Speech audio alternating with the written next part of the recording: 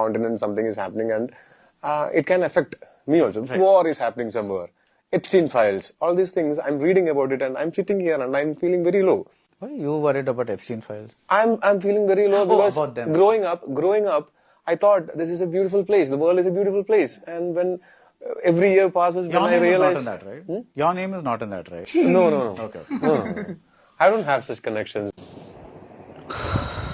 I have always maintained in my friend circles that this is why Bharadwaj Rangan is that Tamil uncle who comes to your house and your parents are forced to tell you, கொஞ்சம் பார்த்து உட்காரு அந்த uncle வராங்க. Bharadwaj Rangan is the textbook definition of a smug, empathy-deficient ex-STEM lord who wasted his youth grinding through chemical engineering only to colonize film criticism like a delusional invader armed with nothing sandwich. ഇന്നത്തെ കാലത്ത് ഈ അങ്കിളുമാരാവുന്ന ആളുകൾക്ക്, ഞാൻ ഈ uncle എന്ന് പറയുന്നത് age വെച്ചിട്ടല്ല കേട്ടോ, ഇപ്പോൾ നമ്മുടെ ആറ്റിറ്റ്യൂഡ് അനുസരിച്ചിട്ട് നമ്മളെ ചില ആളുകൾ അങ്കിൾ എന്നൊക്കെ വിളിക്കാനായിട്ടുള്ള സാധ്യതയുണ്ട്.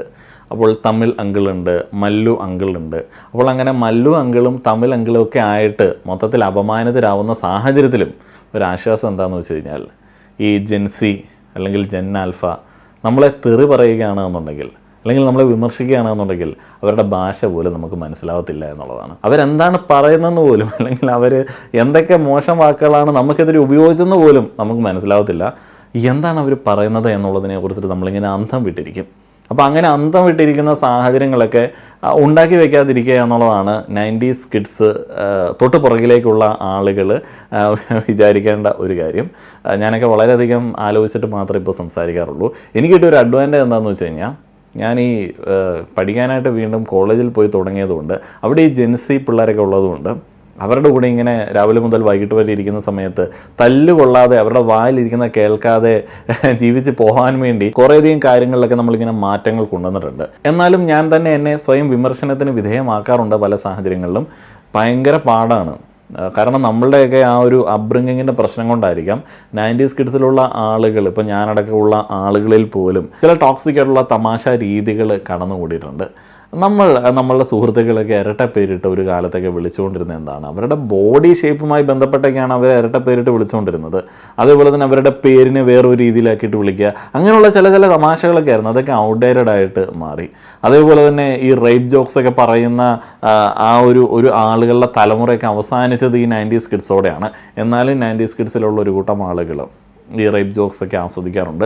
അതുകൊണ്ടാണല്ലോ നമ്മുടെ കോമഡി റിയാലിറ്റി ഷോകളൊക്കെ കുറേ എണ്ണം വൻ വിജയത്തിലേക്ക് പോയത്. ഇവിടെ സംഭവിച്ചത് എന്താണെന്ന് വെച്ച് കഴിഞ്ഞാൽ, സിനിമാ നിരൂപകൻ ഭരദ്വാജ് രംഗൻ ടൊവിനോ തോമസുമായിട്ട് ഒരു ഇൻ്റർവ്യൂ നടത്തി.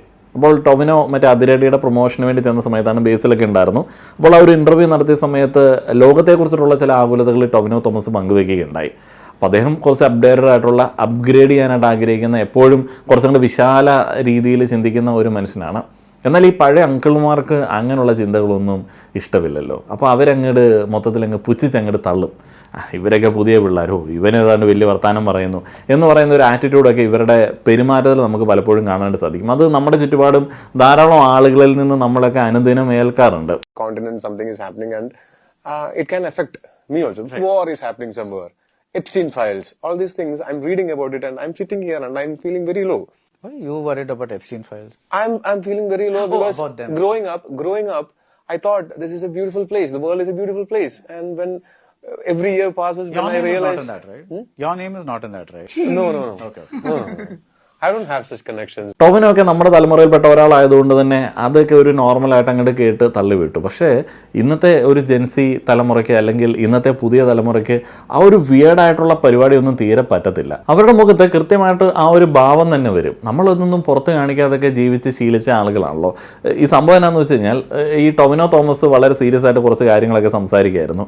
ലോകരാഷ്ട്രീയം പറയുന്നുണ്ട്, യുദ്ധങ്ങളെ കുറിച്ചിട്ട് പറയുന്നുണ്ട്, പിന്നെ വിവാദമായിട്ടുള്ള എപ്സ്റ്റീൻ ഫയലുകളെ കുറിച്ചിട്ടും അദ്ദേഹം മെൻഷൻ ചെയ്യുന്നുണ്ട്. ഇതൊക്കെ തന്നെ മാനസികമായിട്ട് എത്രത്തോളം ബാധിക്കുന്നുവെന്ന് അദ്ദേഹം ആ ഒരു ഇൻ്റർവ്യൂവിൽ തുറന്നു പറയുകയാണ്. പെട്ടെന്നാണ് ഭരദ്വാജ് രംഗൻ്റെ ആ ഒരു ചോദ്യം വരുന്നത്. ഒരു തമാശ പോലെ അദ്ദേഹം ഇങ്ങനെ ചോദിക്കുകയാണ്, നിങ്ങളുടെ പേരും എപ്സ്റ്റീൻ ഫയൽസിലുണ്ടോ? ഇത് കേൾക്കുന്ന സമയത്ത് പല ആളുകൾക്കും വളരെ സർക്കാസമായിട്ടൊക്കെ തോന്നാം. പക്ഷേ ഇന്നത്തെ തലമുറയ്ക്ക് അത് പറ്റത്തില്ല എന്നുള്ളതാണ് നമ്മൾ മനസ്സിലാക്കേണ്ടത്. നമ്മളൊരു ഭൂരിപക്ഷം ആളുകൾക്കും, ഇപ്പോൾ എൻ്റെയൊക്കെ പ്രായത്തിലുള്ള ആളുകൾക്കും തോന്നാം, അതെന്താ ഇത്ര വലിയ പ്രശ്നമായിട്ടൊക്കെ അവർക്ക് തോന്നുന്നു, ഇതൊക്കെ സിമ്പിളായിട്ടുള്ള കാര്യമല്ലേ, ഇതൊക്കെ ഒരു തമാശയായിട്ട് എടുത്തുകൂടെ എന്നൊക്കെ ചോദിക്കാം. പക്ഷേ അങ്ങനെയല്ല. ഇതൊരു വലിയ വിഭാഗം യുവതലമുറയ്ക്ക് തീരെ ദഹിക്കത്തില്ല. കാരണം അവർ അവിടെ കേട്ടത് ഒരു തമാശയല്ല, മറിച്ച് ഒരു മനോഭാവമാണ്. This is not the first time he's been creepy. In his 2005 Ghajini review, this spineless creep body shamed Nayanthara by calling her annoying and overweight with rolls of fat doing the Mexican wave. The 2013 panel on the objectification of women, this own insensitive misogynist actually defended item songs and exploitative R-word scenes by claiming aspiring starlets do it willingly for money and visibility, splitting hairs over which on-screen assaults were tasteful, exposing his STEM-trained detachment from basic human decency and gender politics. When Jai Bhim arrived as a raw, gut-wrenching anti-caste film, this Savarna gatekeeper dismissed it as yet another drama that assumes good intentions plus a tragic real-life story is automatically good cinema and a pathetic crying baby movie humiliating Surya and director T.J. Gnanavel while revealing his reflexive upper caste allergy to Dalit rage and lived oppression. He pulled the exact same cowardly stunt with Paranjit's Kala, then whined in defensive blog posts like Bharadwaj Rangan, let's talk about bias, and Bitty Ruminations 88, Caste and Kala, when he threw tantrums about being called out for his caste-stained glass worldview, desperately intellectualizing away his obvious Brahmin bias under the pathetic guise of objective craft. Now this. Ooh, STEM Lord sociopathy. Stovino is pouring his heart out about genuine existential pain. His bald fucking creep hit him with the soulless gotcha. His recent interviews are legendary disasters of awkward boomer overcomplication where he lectures young actors like they are in detention, makes them visibly uncomfortable, and thankfully gets roasted mercilessly on Reddit for being the ultimate humanities infiltrator who never bothered to install basic empathy software. വീഡിയോയുടെ തുടക്കത്തിൽ ഞാൻ ഒരാളുടെ reaction കാണിച്ചിരുന്നല്ലോ. അദ്ദേഹമൊക്കെ ഉദ്ദേശിക്കുന്ന ഇത്ര കാര്യമുള്ളൂ. ഒരു കാലത്ത് ഇന്ത്യയിലെ ഇംഗ്ലീഷ് മീഡിയ ലോകത്ത് ഒരു പ്രത്യേക എലീറ്റ് സംസ്കാരം ഉണ്ടായിരുന്നു. പ്രത്യേകിച്ച് സിനിമാ നിരൂപകർക്കിടയിലൊക്കെ നമുക്ക് സ്ഥിരമായിട്ട് കാണാൻ പറ്റുമായിരുന്നു.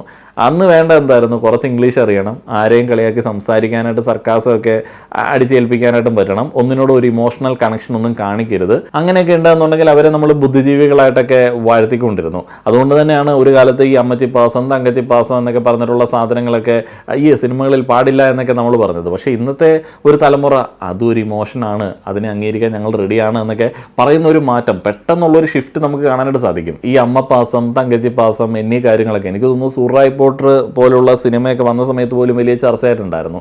അപ്പോൾ അതൊക്കെ വളരെ മോശമാണ്, അതൊക്കെ ഭയങ്കര വളരെ ട്രഡീഷണൽ ആയിട്ടുള്ള എന്തോ ക്രിഞ്ചാണെന്നൊക്കെ പറഞ്ഞത് പോലും നമ്മളൊന്ന് ആലോചിക്കുന്ന സമയത്ത് അതൊരു കാലത്തെ ഒരു സ്റ്റിഗ്മയിൽ നിന്നുണ്ടാവുന്നതാണ്. സങ്കടമോ അല്ലെങ്കിൽ വേദനയോ ഒക്കെ പുറത്ത് കാണിക്കുന്നത് ബലഹീനതയായിട്ട് കണ്ടിരുന്ന ഒരു കാലത്തെ ആ ഒരു ചിന്തയിൽ നിന്നുണ്ടാവുന്നതാണ്. എന്തിനേറെ പറയുന്നു, ഞാൻ തന്നെ സിനിമാ നിരൂപണമൊക്കെ നടത്തിക്കൊണ്ടിരുന്ന ആ ഒരു സമയത്ത് ഈ അമ്മച്ചിപ്പാസം തങ്കച്ചിപ്പാസം എന്നൊക്കെ പറഞ്ഞിട്ട് കളിയൊക്കെ പറഞ്ഞിട്ടുണ്ട്. പക്ഷേ ഞാനിന്ന് മനസ്സിലാക്കുന്ന ഒരു കാര്യമുണ്ട്, കൃത്യമായിട്ട് ബ്രില്യൻ്റായിട്ട് എക്സിക്യൂട്ട് ചെയ്ത് കഴിഞ്ഞാൽ, പ്രോപ്പറായിട്ട് പ്ലേസ് ചെയ്ത് കഴിഞ്ഞാൽ ഈ ഇമോഷൻസൊക്കെ എക്കാലത്തും വർക്കാവുന്നതാണ്. ഇത് ഇമോഷൻസ് ആണ്. അതിനുവേണ്ടിയാണ് നമ്മളിൽ പല ആളുകളും ഒരു സിനിമയ്ക്ക് വേണ്ടി സമയമൊക്കെ സ്പെൻഡ് ചെയ്യുന്നത്. അതിനെയൊക്കെ മാറ്റി നിർത്തി കഴിഞ്ഞാൽ സിനിമ ഉണ്ടാവില്ല. ഇന്നത്തെ ആളുകൾക്ക് ആ പറയുന്ന ഒരു ചിന്തയൊക്കെ വന്നിട്ടുണ്ട്. അതുകൊണ്ട് തന്നെ ഇന്നത്തെ യുവതലമുറയുടെ ആ ഒരു ഇൻ്റലിജൻസിനോടുള്ള ഒരു സമീപനമൊക്കെ മൊത്തത്തിൽ മാറിയിട്ടുണ്ട്. പണ്ടൊക്കെ ഇൻ്റലിജൻസ് എന്ന് പറഞ്ഞു കഴിഞ്ഞാൽ മറ്റേ ആരോടും മിണ്ടാതെ ഒരു ഇമോഷണലായിട്ടുള്ള അറ്റാച്ച്മെൻറ്റും ഇല്ലാതെ ഇങ്ങനെ പഠിച്ച് നടക്കുന്ന ബുദ്ധിജീവിയായിട്ടുള്ള ഒരാൾ എന്നൊക്കെ പറയുന്ന ഒരു സംഭവമായിരുന്നു. അപ്പോൾ അന്ന് ഇൻ്റലിജൻസ് എന്ന് പറഞ്ഞു കഴിഞ്ഞാൽ അറിവ് മാത്രമാണ്. പക്ഷേ ഇന്ന് അങ്ങനെയല്ല. ഇൻ്റലിജൻസ് എന്ന് പറഞ്ഞാൽ എമ്പതി കൂടിയാണ് എന്നൊക്കെ ആളുകൾ മനസ്സിലാക്കുന്നുണ്ട്. നിങ്ങൾ എത്ര പുസ്തകം വായിച്ചാലും നിങ്ങൾ സഹജീവിയെ നല്ല രീതിയിൽ പരിഗണിക്കുന്ന ഒരാളല്ല എന്നുണ്ടെങ്കിൽ ഇന്നത്തെ കാലത്തെ ഒരു ഇൻ്റലിജൻസിലേക്ക് ആളുകൾ നിങ്ങളെ അടുപ്പിക്കത്തില്ല. അതിനാണ് ഇന്നത്തെ തലമുറ വില നൽകുന്നത്. അതുകൊണ്ട് തന്നെയാണ് ഈ ടോവിനോയുടെ ഭാഗത്ത് ആളുകൾ ഈ ഒരു സംഭവത്തിൽ ഉറച്ചു നിൽക്കുന്നത്. 90s കിഡ്സും 80s കിഡ്സും ഒക്കെ ഇങ്ങനെ അന്തം വിട്ട് നിൽക്കുകയാണ്. ഇത് ഇത്ര വലിയ പ്രശ്നമാണോ? ഇപ്പോൾ ടോവിനോ സംസാരിച്ചപ്പോൾ ആളുകൾക്ക് തോന്നിയത് എന്തായിരിക്കാം, ഇയാൾ ജെന്യുവിനാണ്, നമുക്കെല്ലാം ഈ പറയുന്ന ഒരു ഫീലിംഗ് ഉണ്ടല്ലോ. അദ്ദേഹം ലോക പ്രശ്നങ്ങളെക്കുറിച്ചിട്ട് പറഞ്ഞപ്പോൾ അതിലൊരു ആത്മാർത്ഥതയൊക്കെ ആളുകൾക്ക് ഫീൽ ചെയ്തു. എന്നാൽ അതിന് മറുപടിയായിട്ട് വന്ന ആ ഒരു പരിഹാസം ഉണ്ടല്ലോ, അത് ആ ഒരു പഴയ കാലത്തെ വിഷലിപ്തമായിട്ടുള്ള ബുദ്ധിജീവി സംസ്കാരത്തിൻ്റെ ഒരു പ്രഥമ ഉദാഹരണമാണ്. ശരിക്കും ആരെയാണ് ജഡ്ജ് ചെയ്യുന്നത്? വലിയൊരു മാറ്റം ഇവിടെ സംഭവിച്ചിട്ടുണ്ട്. പല നിരൂപകരും അത് ചിന്തിക്കുന്നില്ല എന്നുള്ളതാണ് എനിക്ക് തോന്നുന്നത്. നിരൂപണങ്ങൾ കേൾക്കുന്ന സമയത്ത് ഒരു കാലത്ത് ഈ നിരൂപകന്മാർ റിവ്യൂവേഴ്സ് ഇരുന്നിട്ട് പ്രേക്ഷകരെ ജഡ്ജ് ചെയ്യുകയാണ്. ഇത് കുടുംബ പ്രേക്ഷകർക്ക് ഇഷ്ടപ്പെട്ട സിനിമ, ഇത് പ്രേമിക്കുന്ന പ്രേക്ഷകർക്ക് ഇഷ്ടപ്പെട്ട സിനിമ, ഇത് യുവാക്കൾക്ക് ഇഷ്ടപ്പെട്ട സിനിമ, ഇത് കുട്ടികൾക്ക് ഇഷ്ടപ്പെട്ട സിനിമ, അത് ലോക്കൽസിന് ഇഷ്ടപ്പെട്ട സിനിമ എന്നൊക്കെ പറഞ്ഞിട്ടുള്ള രീതിയിലുള്ള ഒരു ജഡ്ജ്മെൻ്റ് ഉണ്ടായിരുന്നു. എന്നാൽ ഇന്ന് അങ്ങനെയൊന്നുമല്ല. ഇന്ന് ഈ നിരൂപകന്മാരെ പ്രേക്ഷകർ ജഡ്ജ് ചെയ്യുന്ന ഒരു കാലമാണ്. സോഷ്യൽ മീഡിയ വന്നതോടെ ആ പഴയ മറ്റേ പവർ സ്ട്രക്ചർ ഉണ്ടല്ലോ, അത് മൊത്തത്തിൽ അങ്ങോട്ട് തകർന്നിട്ടുണ്ട്. പണ്ട് ടി വിയിലും മാസികകളിലും ഒക്കെ വരുന്നവർ പറയുന്നത് മാത്രം നമ്മളിങ്ങനെ കേട്ടിട്ട് തിരിച്ച് അഭിപ്രായമൊന്നും പറയാതെ മുന്നോട്ടേക്ക് പോയിക്കൊണ്ടിരുന്നു. ഇന്നൊരു ചെറിയ ക്ലിപ്പ് മതിയെന്നേ ആളുകൾ ഒരാളുടെ സംസാര രീതി വരെ കീറി മുറിച്ചിട്ട് പരിശോധിക്കും. അതിൽ പരാതിപ്പെട്ടിട്ട് കാര്യമൊന്നുമില്ല. ഇന്ന് ഓരോ പ്രേക്ഷകനും ചോദിക്കുന്ന ഒരു ചോദ്യമുണ്ട്, എന്നോട് തന്നെ പല ആളുകളും ചോദിച്ചിട്ടുണ്ട്, നിങ്ങൾ ബുദ്ധിയുള്ള ആളാണോ അതോ ബുദ്ധിജീവിയായിട്ട് അഭിനയിക്കുന്നതാണോ? ഇത് മൊത്തത്തിൽ ആ ഒരു പഴയ മറ്റേ ഇൻ്റലക്ച്വൽ എലീറ്റ് മസ്കുലിനിറ്റി സംസ്കാരത്തെ ആളുകൾക്ക് മടുത്തു എന്നുള്ളത് തെളിയിക്കുന്ന ചില ചോദ്യങ്ങളൊക്കെയാണ്. എന്താണ് ആ ഒരു എലീറ്റ് മസ്കുലിനിറ്റി സംസ്കാരം ഒരു കാലത്തൊക്കെ ഉണ്ടായിരുന്നതും? നമ്മുടെയൊക്കെ ചുറ്റുപാടും അങ്ങനെയുള്ള ചില അമ്മാവന്മാരൊക്കെ ഉണ്ട്, അങ്ങനെയുള്ള ചില ഉപദേശികളൊക്കെ ഉണ്ട്. നമ്മുടെ അധ്യാപകരിൽ പല ആളുകളും അങ്ങനെയുള്ള ആളുകളൊക്കെ ആയിരിക്കാം. എന്നാണ് എല്ലാത്തിനും ഇങ്ങനെ തമാശയായിട്ട് തള്ളുക. അവരിൽ ചെറിയ ആളുകളാണ് പറഞ്ഞത് എന്ന് അവർക്ക് തോന്നിക്കഴിഞ്ഞാൽ, അത് പ്രായം കൊണ്ടോ പൊസിഷൻ കൊണ്ടോ അല്ലെങ്കിൽ ബന്ധങ്ങൾ കൊണ്ടോ താഴെയുള്ള ആളുകളാണെന്ന് തോന്നിക്കഴിഞ്ഞാൽ എല്ലാത്തിനെയും തമാശയായിട്ട് തള്ളുക. അതേപോലെ തന്നെ ഇമോഷൻസിനെ അങ്ങോട്ട് പുച്ഛിക്കുക, സർക്കാസം കാണിച്ച് താൻ മുകളിലാണ് എന്ന് സ്ഥാപിക്കുക, സംസാരത്തിൽ മറ്റൊരാളെ ഒതുക്കി നിർത്തി ഡൊമിനേറ്റ് ചെയ്തിട്ട് ഒരു പവർ കാണിക്കുന്ന പരിപാടി. നമ്മുടെയൊക്കെ പല ഡിബേറ്റുകളിലും സത്യം പറഞ്ഞാൽ പോയിന്റുകളല്ല ഇങ്ങനെ മുന്നിൽ നിൽക്കുന്നത്, അത് ആ ഒരു ഡൊമിനേറ്റ് ചെയ്യുന്ന അല്ലെങ്കിൽ നമ്മളെ ഇങ്ങനെ പറ്റിക്കുന്ന ആ ഒരു പവറാണ്. ഒരു കാലത്ത് ഇതിനെ നമ്മൾ കൂൾ ഇൻ്റലക്ച്വൽ എനർജി എന്നൊക്കെ വിളിച്ചിരുന്നു. പക്ഷേ ഇന്നത്തെ യുവാക്കൾക്ക് അല്ലെങ്കിൽ യുവതലമുറയ്ക്ക് ഇതൊരു പക്വതയുള്ളൊരു സമീപനമായിട്ട് തോന്നാറില്ല. പകരം ഇത് ഒരു ഇൻസെക്യൂരിറ്റി ആയിട്ടൊക്കെ അവർ കൃത്യമായിട്ട് മനസ്സിലാക്കുന്നുണ്ട്. ഇത്രയധികം കാര്യങ്ങൾ നമ്മൾ ഈ ഒരു കാലഘട്ടത്തിൽ നിന്നാണ് സംസാരിച്ചത്. എന്നാലും നമ്മൾ വേറൊരു വശവും കൂടെ വേണമെങ്കിൽ ഒന്ന് നോക്കിയേക്കാം. അതിങ്ങടെ പറയുന്നതാണല്ലോ അതിൻ്റെ ഒരു മര്യാദ, ഒരു ബാലൻസ്ഡ് വ്യൂ പോയിന്റ് നമുക്ക് വേണമല്ലോ. ഇപ്പോൾ ഈ ഭരദ്വാജ് രംഗൻ എന്ന് പറയുന്നത് ഇന്ത്യൻ സിനിമ നിരൂപണ ലോകത്തിന് വലിയ സംഭാവനകൾ നൽകിയ ഒരു മനുഷ്യനായിട്ടാണ് എനിക്ക് പേഴ്സണലി തോന്നുന്നത്. കാരണം കഥയ്ക്കപ്പുറം സ്ക്രീൻ പ്ലേ അല്ലെങ്കിൽ ഫ്രെയിമിങ്, വിഷ്വൽ ഗ്രാമർ എന്നീ തലങ്ങളിലേക്കൊക്കെ ഇങ്ങനെ മലയാളികളെയും തമിഴ് പ്രേക്ഷകരെയൊക്കെ എത്തിച്ചതിൽ അദ്ദേഹത്തിന് വലിയ പങ്കുണ്ട്. അതുകൊണ്ട് ഈ നല്ലയാൾ ചീത്തയാൾ തമ്മിലുള്ളൊരു തർക്കമായിട്ട് ഇതിനെ നമുക്ക് നോക്കി കാണേണ്ട ഒരു ആവശ്യമില്ല. ഇതൊരു സാംസ്കാരിക മാറ്റമാണ്, നമ്മളതിനൊന്ന് മനസ്സിലാക്കിയാൽ മതി. ഇപ്പോൾ ഒരു വശത്ത് പഴയ ഇന്ത്യയിലെ മറ്റേ എലീറ്റ് മസ്കുലിനിറ്റി ബിഹേവിയർ ഉള്ളൊരു കൂട്ടം ആളുകൾ, വികാരങ്ങളില്ലാതെ സംസാരിക്കുന്ന ആളുകളാണ് ബുദ്ധിജീവി എന്നൊക്കെ വിചാരിക്കുന്ന ഒരു കൂട്ടം ആളുകൾ. മറുവശത്ത് പുതിയ ഒരു തലമുറ, മറ്റൊരാളെ മനസ്സിലാക്കാൻ കഴിയാത്ത ബുദ്ധിക്ക് അല്ലെങ്കിൽ ബുദ്ധിജീവിക്ക് ആൾക്ക് എന്ത് വിലയുണ്ടോ എന്ന് ചോദിക്കുന്ന ഒരു കൂട്ടം ആളുകൾ. ഇന്നത്തെ ഒരു തലമുറ പറയുന്ന കാര്യങ്ങൾ ഇങ്ങനെയാണ്. ഇപ്പോൾ എന്താണ്, kindness is also intelligence, respect is also intelligence, listening is also intelligence. ഈ വീഡിയോ കൺക്ലൂഡ് ചെയ്യുമ്പോൾ ഞാനൊരു കാര്യം തുറന്നു പറയുകയാണ്. ഇതിൽ കുറേയധികം റിയലൈസേഷൻസ് എനിക്ക് പേഴ്സണലി തോന്നിയിട്ടുണ്ട്. This is not just a controversy, this is a cultural shift. ആ ഒരു ഷിഫ്റ്റ് മനസ്സിലാക്കുക എന്നുള്ളത് വലിയ കാര്യമാണ്. അപ്പോൾ ആ ഒരു ഷിഫ്റ്റ് മനസ്സിലാക്കേണ്ട ആളുകളാണ് അതിൻ്റെ താഴെ പോയിട്ട് ഇത് വലിയ സംഭവമാണോ അങ്ങനെയാണോ ഇങ്ങനെയാണോ എന്നൊക്കെ ചോദിക്കുന്നത്. അപമാനിതരാവേണ്ടി വരും, പൊതുസമൂഹത്തിൽ അപമാനത്തിലാവേണ്ടി വരും. ഞാനടക്കമുള്ള ആളുകൾ ഇതുപോലുള്ള പാഠങ്ങളിൽ നിന്ന് ഉൾക്കൊള്ളേണ്ടതാണ്. കാരണം നമ്മളുടെ സമീപനങ്ങൾ മൊത്തത്തിൽ മാറ്റേണ്ടതുണ്ട്. നമ്മുടെ തമാശകളൊന്നും തമാശകളല്ല, മനുഷ്യനെ ഉപദ്രവിക്കുന്ന നമ്മുടെയൊക്കെ സുപ്പീരിയോറിറ്റി കോംപ്ലക്സിനും മാത്രം എന്തെങ്കിലും തീറ്റ കൊടുക്കുന്ന സംഗതികളാണ് പല സാഹചര്യങ്ങളിലും. നിങ്ങളുടെ അഭിപ്രായങ്ങൾ പറയുക. നന്ദി.